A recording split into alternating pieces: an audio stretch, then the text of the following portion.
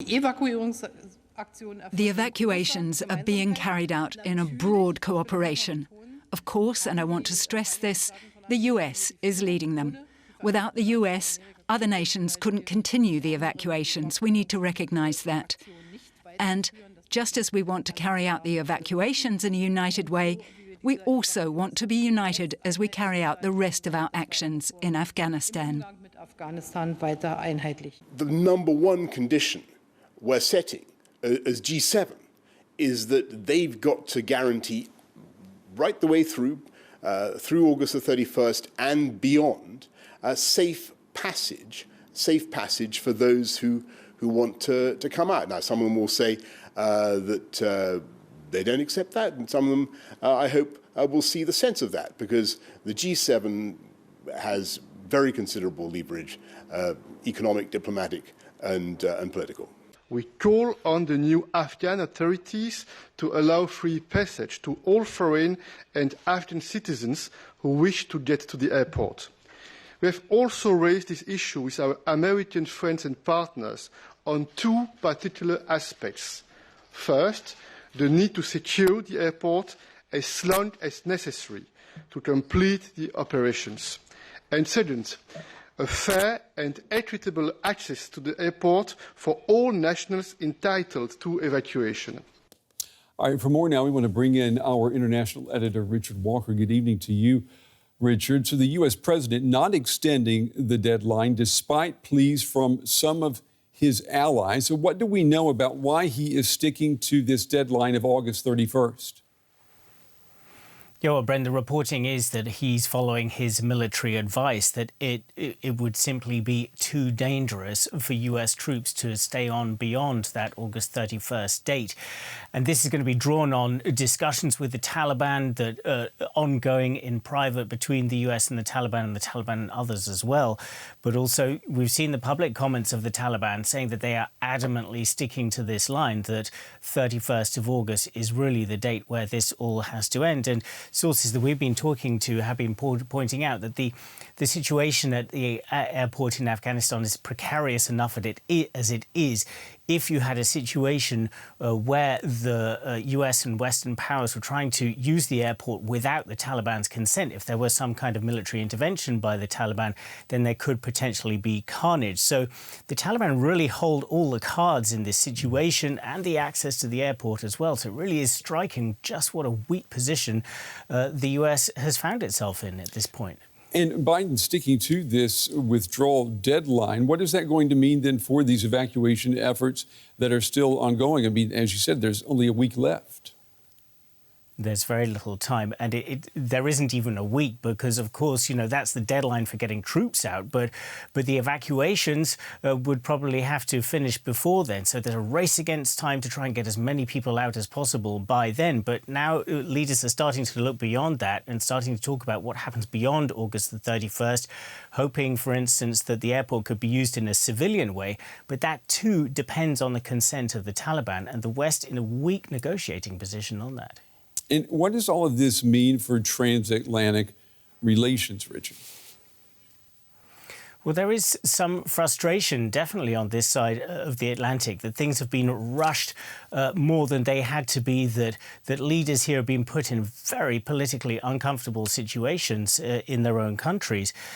And they're beginning to see a different side of Joe Biden. You know, this is the Joe Biden who was saying America is back. This was his slogan throughout the course of the year. And that's now looking somewhat hollow, not just to the Afghans, but also to NATO allies.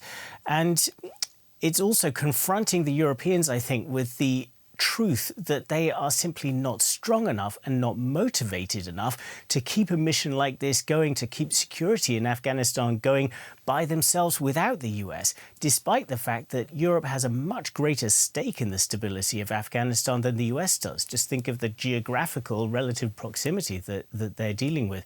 So there's a lot of soul-searching going on. These early days, we're just at the beginning of this process, where I think there's going to be introspection within NATO about what the alliance is for, what it can do going forward. DW's international editor, Richard Walker. Richard, as always, thank you. Well, the scramble to evacuate people who want to flee Taliban rule, as we said, it continues in Kabul. Meanwhile, the UN's top human rights official says that she has credible reports that the Taliban are executing civilians. And she says respect for women's rights is a fundamental red line for the United Nations. These sisters are preparing to leave Kabul airport on a flight to the UK. They're travelling with their father, an interpreter, who fears retribution from the Taliban. Rightfully so, says the UN.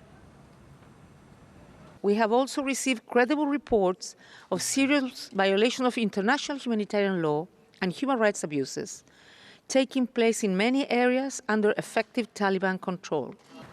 The family was lucky to escape. There's been mounting criticism over the evacuation of Afghan helpers. A German army officer has accused his government of acting too late. We're overwhelmed by the countless calls asking how to evacuate an acquaintance, a relative, another staff member who is not eligible for a visa, or even a visa holder who is still in Kabul. We're overwhelmed with bewilderment because government parties and politicians have disregarded the warnings, ignored advice and possible solutions, deflected responsibilities, and to this day praised their own procedures and actions. The UK and the European Union have called on the US to extend the August 31st deadline.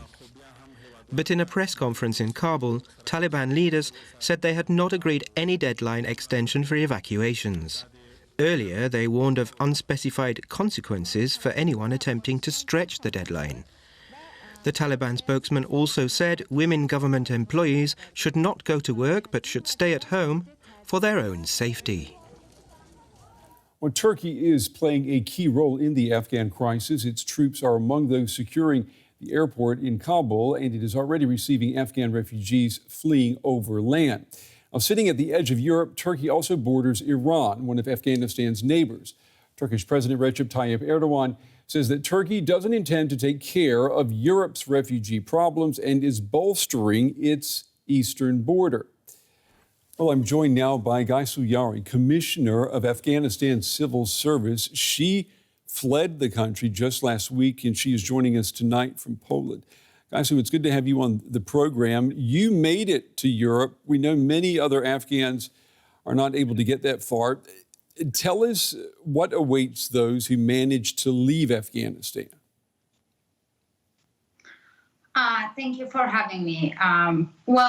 This is extremely a challenging journey for anybody who is deciding to leave Afghanistan or they are forced to leave Afghanistan.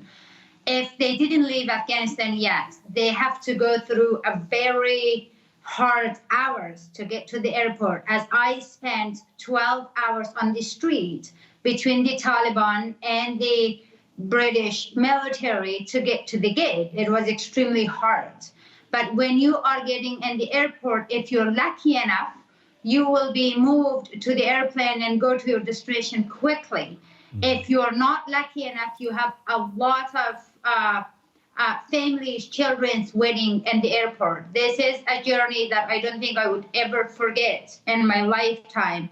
And there is other examples exist too with other friends and families who actually left similar to me from Afghanistan. We understand the Taliban now is blocking access to the airport for Afghan citizens. So what options then do Afghans have? They can try to cross the border with Pakistan, Iran, but are they wanted in those countries? They don't. I talked to a friend who actually used a spin bullet to enter Pakistan yesterday. The people who went to cross the border today from Kabul were beaten on the spin bullet border to enter Pakistan. They actually closed. You cannot cross the border either in Pakistan or Iran. I'm not sure. I'm worried to say that I don't think any borders are open. Even if you have visas, I have family members who have visas to go to India, but there isn't any commercial flights exist for them to go to India. I'm scared that all borders will be closed due to the flood of refugees to other countries. Well, let me ask you about this notion of a brain drain in Afghanistan. People such as yourself with an education, with skills, if they're leaving the country, what will the Taliban have then to tap into if it wants to effectively govern the country moving forward? Well, I would, if I was to see the Taliban, I'm asking the same question. Do they have the capacity to govern that country? Do they know what good governance means? If they do, why are they still relying on the educated people and the gain we had in the past 20 years in the country? First of all, they are rejecting the 20 years of gain that includes the educated people, that includes with the women's rights activists, that includes with the academics exist who know how to govern. Of course, there were some gaps in the past. That would be my question, whether or not they have the capacity to run a good governance and provide services to the people of Afghanistan. If they are calling people to return, if they call me to return back to Afghanistan, they don't even allow my colleagues to work in the civil service of Afghanistan. We do have 30% of women, almost 30%, to work in the civil service. They are currently employed, but they're not allowed to go to their offices. It's not guaranteed for me to return and go and work with the government and the laws that they implement that would limit me and force me to actually obey their rules. There isn't any guarantees. With the uncertainty time in Afghanistan, I don't think anybody will trust the Taliban to return to Afghanistan. Yeah, well, we could definitely hear the concern in your voice, and we know that there are countless other women in Afghanistan who have the very same concerns tonight. Guy Suyar, we appreciate your time and your insights. Thank you. Thank you very much.